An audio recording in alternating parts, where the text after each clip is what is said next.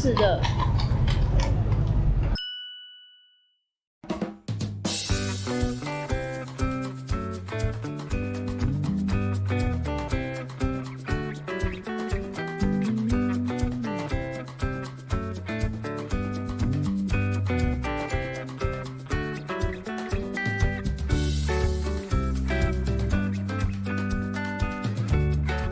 Hello， 大家好，皆さんこんにちは。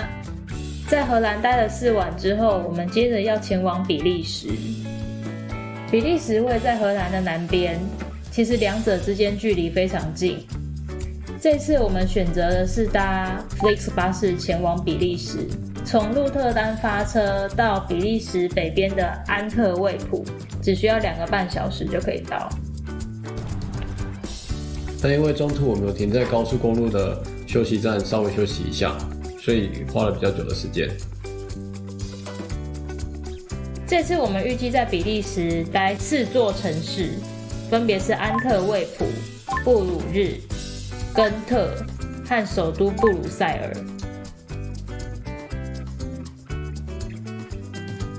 我們今天的飯店就在下車後大約走5到10分鐘左右吧。現在先過去飯店放行李，看能不能先 check in。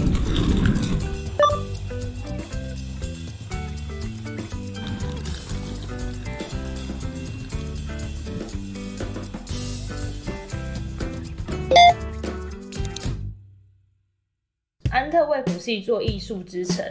那其實安特衛普裡面有一間皇家藝術學院非常有名，出了很多知名的設計師。那既然都來到了藝術之城，那我們一定要找一間比較特別的飯店體驗看看。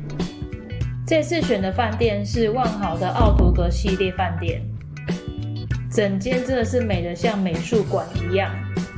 它除了保有歐洲中世紀的建築風格之外，不管是外觀或是內裝設計都非常非常的漂亮。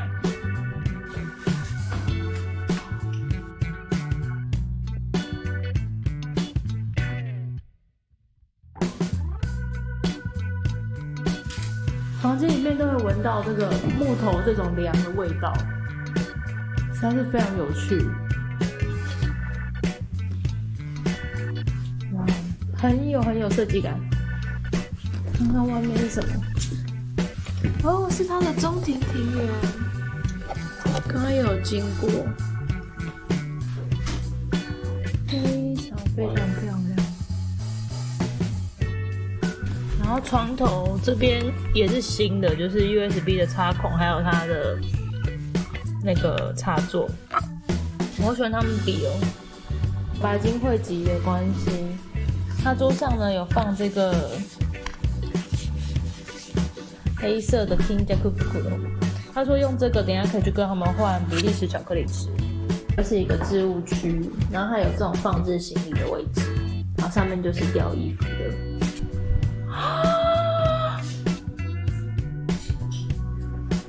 Oh my god！ 這浴缸200都泡得進去吧？所以有這個涼。整間飯店除了建築非常特別之外，價格其實也沒有到非常的貴。重點是它的交通位置非常的棒。這次很幸運的有升等到小套房。因為這間飯店它沒有酒廊，然後再加上自己有白金會員的關係，所以房間內的 mini bar 是免費的。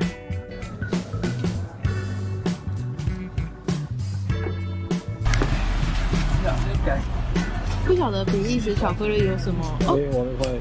它也是，我幫你轉一下。它有金箔哎，金箔。いただきます。金箔。哦，好吃。我的是酸的。我也是酸的。你没有包。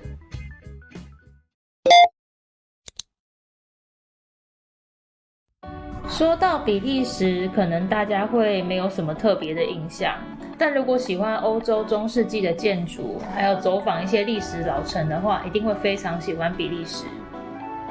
安特衛普老城區的中心有一座聖母大教堂，也是安特衛普最具代表的景點之一。來到歐洲參觀教堂的時候，除了宗教上的意義之外，也非常推薦用藝術欣賞的角度去參觀。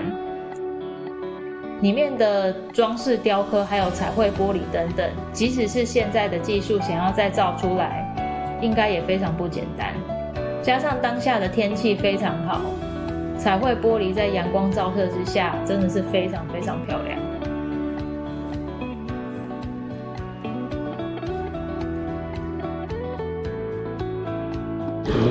放的地方，那我不去咯。没有啊，遗迹啊。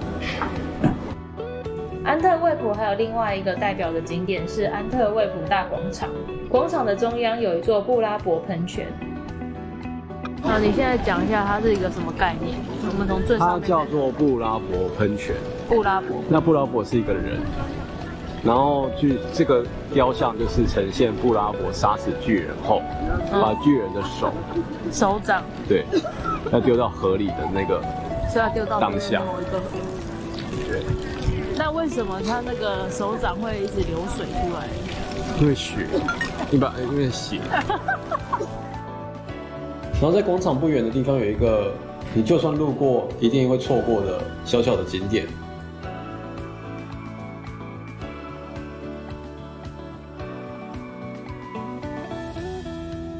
16世紀的地，16世紀的房子。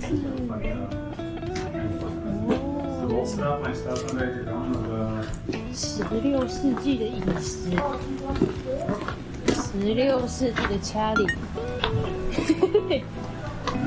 但這個地真的超難走的，我的媽呀！來到安特衛普，當然也要品嘗一下當地的美食。這次來到的是一家叫做阿多利耶的薯條，它的松露美乃滋也非常非常的好吃，完全沒有讓我們失望。除了有薯條之外，它也有炸雞塊，那炸雞塊超級好吃，超嫩，而且超多汁。如果有來到安特衛普的話，千萬不要錯過。雖然比利時的巧克力很有名，但其實在安特衛普的街上還有着非常多不一樣的甜點店。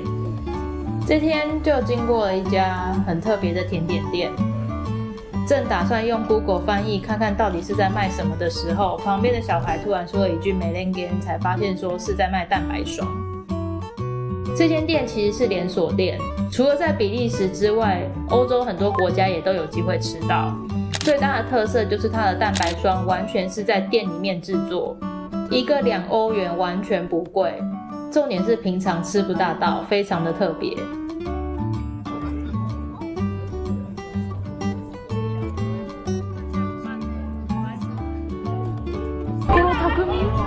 我們先猜一碗多少錢？你不能走過去都看。17啊。17是不是？這裡有一個 Sapporo Ramen。塔庫米桑，你們看看它一碗多少錢？我猜20。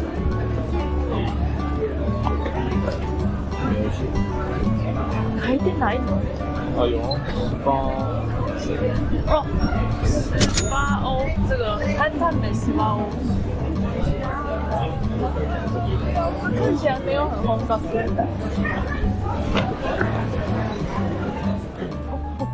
晚上的時候，我們來到安特衛普大廣場旁邊的一間牛排店。這次吃到的是一個叫做比利時 Blue White 的牛種，它是屬於瘦肉比較多，不過口感卻相當的柔嫩，而且肉質非常多，還蠻推薦可以吃吃看的。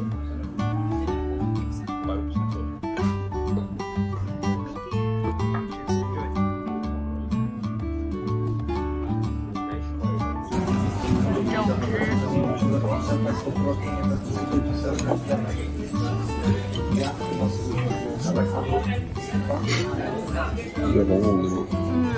有红色的。哦，直接。讚哦！これ当たりかも。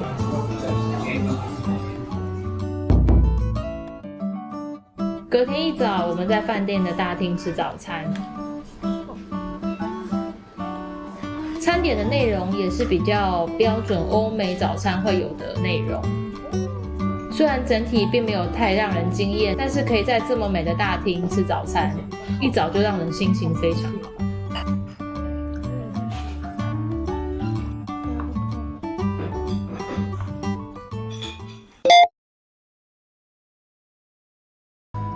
這次我們雖然走訪4個城市，但是小缺點就是除了最後的布魯塞爾之外，都預計只待1個晚上的時間。所以我們吃完早餐後，就馬上前往安特衛普的火車站，再去下一個城市布魯日。安特衛普的火車站非常非常美，蠻推薦，就算沒有搭火車的話，也要特地來走走看看，拍一下照。這次在比利時各大城市之間移動的時候，我們都是搭比利時的火車。比較特別是他們的火車站，不管是大站還是小站，完全沒有改閘口。火車票也都可以在官網用手機購買，驗票的時候只要出示 QR code 就可以。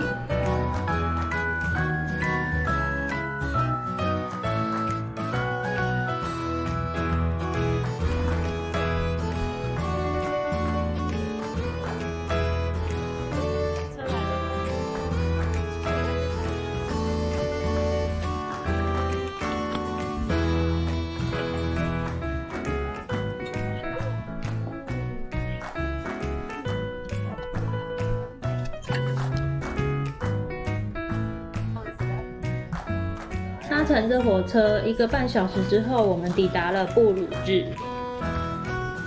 布魯日是一座中世紀建築保留得非常完整的古城，但是景點跟火車站之間稍微有點距離，拖着行李箱走這些石子路實在是有一點困難。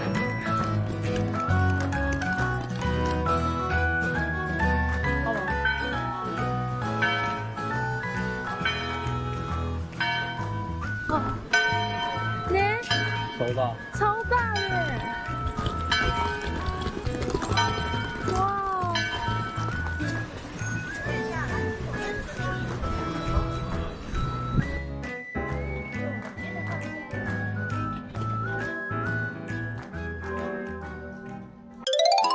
布魯日老城區的範圍其實沒有非常大，但是不管走到哪裡，整個景色都非常非常的漂亮。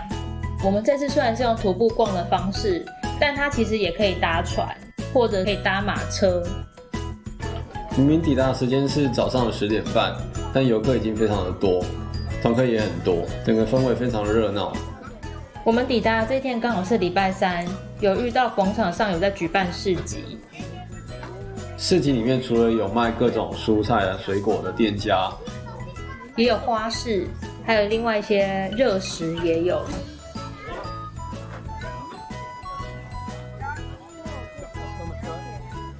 布魯日的街上有着很多讓人非常好奇的店家。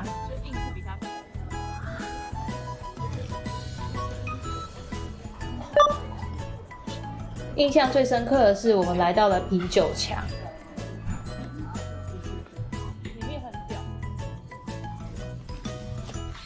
它其實是一間靠近玫瑰碼頭的酒吧，還有一間商店賣着各式各樣的啤酒伴手禮。可是要怎麼帶啊？帶不回去哦。帶不回去哦？可以吧？是可以帶回去吧？重了一點。布魯日的街上到處都充滿着甜甜的味道，非常建議想要買巧克力當伴手禮的話，千萬要貨比三家。除了口味上有不一樣之外，價錢也差非常多。我們這次是在啤酒牆旁邊的巧克力店買伴手禮，那邊應該是我們這次看到最便宜的商店。想說來到比利時一定要吃看看比利時鬆餅。進到店家之後才發現，除了有鹹的和甜的可以選擇之外，鬆餅本身的種類也有2種可以選擇。一種是圓的，一種是方的。那方的它口感比較偏脆、偏硬一點，那圓的它的口感就比較蓬鬆、濕潤一點。這個比較脆，這是比較わかる？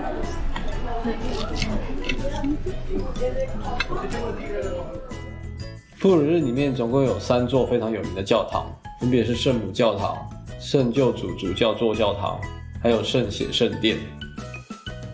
聖血聖殿是在城堡廣場旁邊，裡面有保存着很多十字軍東征當時候帶回來的歷史文物。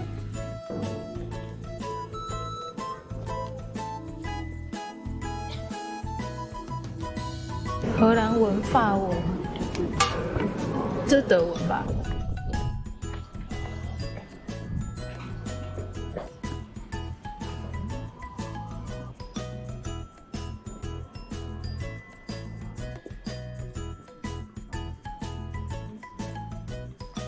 除了教堂以外，布魯日廣場旁邊還有一棟鐘樓，它應該是整個布魯日內可以登高眺望布魯日景色的景點。不過因為來鐘樓的遊客非常多，而且鐘樓的頂端空間也有限制，所以建議是事先預約會比較好。我們大概是11點左右去買票，但買到的票是下午2點的時段。雖然說整體爬得非常累，但是看到最後的景色真的非常非常值得。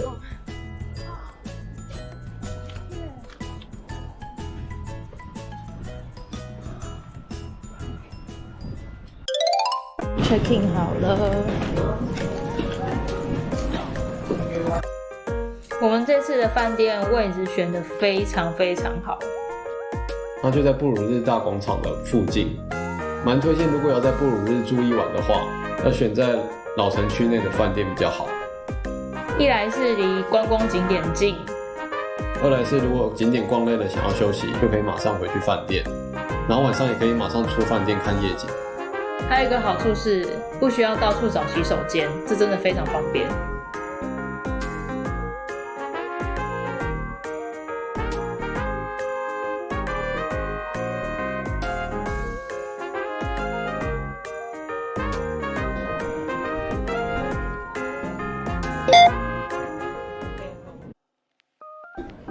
晚餐我們就隨意選了一間廣場上的餐廳，除了可以非常 chill 的看着廣場上的景色之外，還品嘗到了非常特別的比利時料理——燉煮兔肉，